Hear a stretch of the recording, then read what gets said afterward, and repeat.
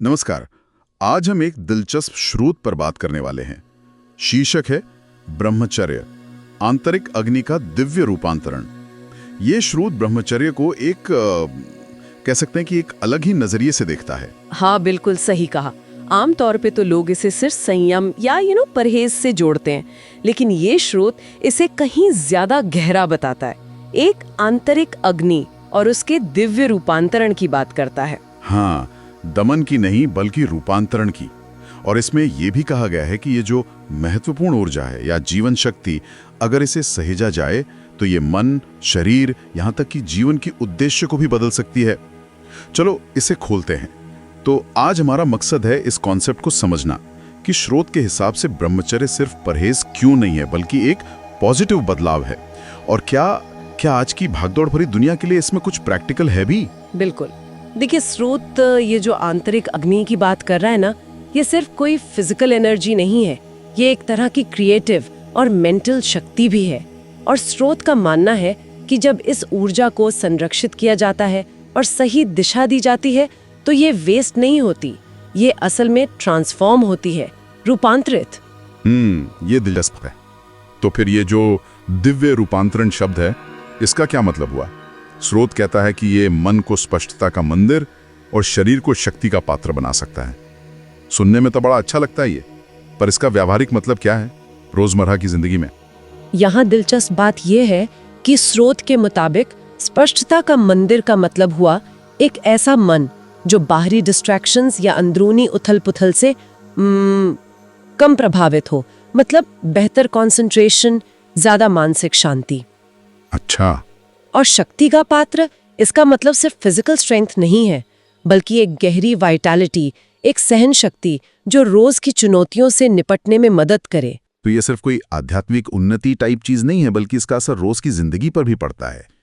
लेकिन स्रोत ये भी कह रहा है कि आज की अराजक दुनिया में भी इसे साधा जा सकता है। तो कैसे? क्या कोई वास्तविक जीवन के अभ्यास बताए गए हैं? देखिए, स्रोत सीधे सीधे कोई लिस्ट तो नहीं देता अभ्यासों की, पर इशारा जरूर करता है। और वो इशारा ये है कि रास्ता सिर्फ विल पावर या सप्रेशन का नहीं है, ये ऊर्जा के कंस्ट्रक्टिव इस्तेमाल पर जोर देता है।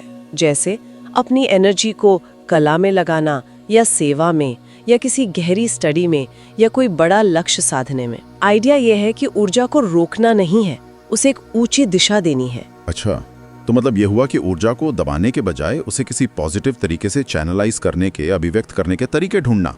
ये तो आज के जीवन में ज्यादा रिलेटेबल लगता है, जहाँ हर कोई किसी न किसी तरह अपनी एनर्जी कहीं ना कहीं तो लगा ही रहा है। हाँ, बिल्कुल।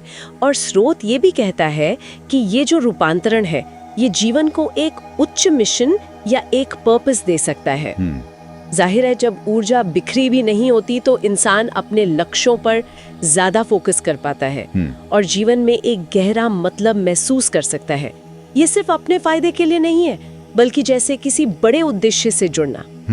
तो ये समझना जरूरी है कि स्रोत इसे एक नेगेटिव प्रक्रिया नहीं मान रहा है, मतलब क्या नहीं करना है ये नहीं, बल्कि एक पॉजिटिव निर्माण के तौर पर देख रहा है, क्या बनना है। निश्चित रूप से ये ऊर्जा संरक्षण को एक साधन मानता है, अपने आप में मंजिल नहीं।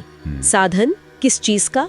मानसिक स्पष्टता पाने का, शारीरिक ओज पाने का, और जीवन में एक उद्देश्य पाने का। तो हमने देखा कि यह स्रोत ब्रह्मचर्य को एक आंतरिक शक्ति के रूपांतरण की प्रक्रिया के रूप में पेश करता है। यह सिर्फ शारीरिक संयम से कहीं आगे की बात है। यह मानसिक स्पष्टता, शारीरिक जीवन शक्ति और हाँ, जीवन को एक ऊंचा मिशन या उद्देश्य देने का माध्यम बन सकता है। तो इस सब का क्या मतलब है? यहाँ दिलचस्प बात यह है कि स्रोत ये आइडिया सामने रखता है कि ये जो प्राचीन कॉन्सेप्ट है, ये आज की अराजक दुनिया के लिए भी शायद उतना ही या शायद ज्यादा प्रासंगिक हो सकता है, और इसके लिए वास्तविक जीवन के अभ्यास मौजूद हो सकते हैं, भले उनका रूप पारंपरिक न हो। तो ये एक विचार छोड़ जाता है सोचने के लिए, अगर ब्रह्मचर्य, जैसा कि ये स्रोत कहता है, सिर्फ दमन नहीं बल्कि ऊर्जा का सकारात्मक रूपांतरण है, तो आज के मॉडर्न जीवन की जो जटिलताएं हैं, जो चुनौतियां हैं, उनके बीच वो कौन से व्यावहारिक अभ्यास या तरीके हो सकते हैं जिनका पालन करके इस आंतरिक अग्नि को कंस्ट्रक्टिव पॉजिटिव दिशा दी जा सके। ये सोचने वाली बात है।